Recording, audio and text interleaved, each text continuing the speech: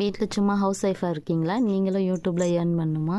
ஃபுல்லாக நம்ம என்னென்ன ஒர்க் பண்ணுறோங்கிறது ஃபுல் வீடியோவாக எடுத்து நம்ம குட்டி குட்டி ஷார்ட்ஸாக எடுத்து சாங் போட்டு எடிட் பண்ணலாம். பட் அந்த ஷார்ட்ஸ் வந்து அதிகமாக ரீச் ஆகும். பட் அதனால் நம்ம சப்ஸ்கிரைபர்ஸ் வேணால் இன்க்ரீஸ் பண்ண முடியும் போலியே. வாட்ச் ஹவர்ஸ் வந்து நம்ம ஷார்ட் வீடியோவால் இன்க்ரீஸ் பண்ண முடியாது. வாட்ச் ஹவர்ஸ் இன்க்ரீஸ் ஆகணுன்னா நம்ம ஃபுல் வீடியோவாக மட்டும்தான் அப்லோட் பண்ணணும்.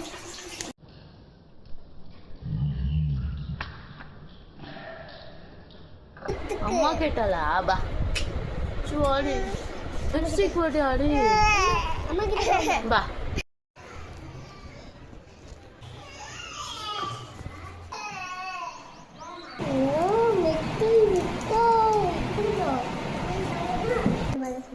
இந்த தப்பு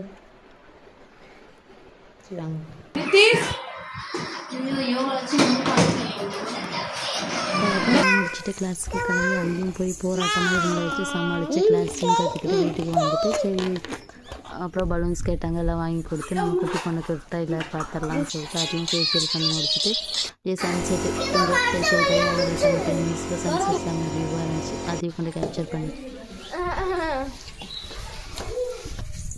எப்படியோ ஒரு வழியாக ஒர்க் முடியிற வரைக்கும் அப்படியே பக்கத்தில் டான்ஸ் ஆடிட்டு பாட்டு போடிட்டு என்ஜாய் பண்ணிவிட்டு நம்மளை கொஞ்சம் டிஸ்டர்ப் பண்ணாமல் விட்டுட்டாங்க.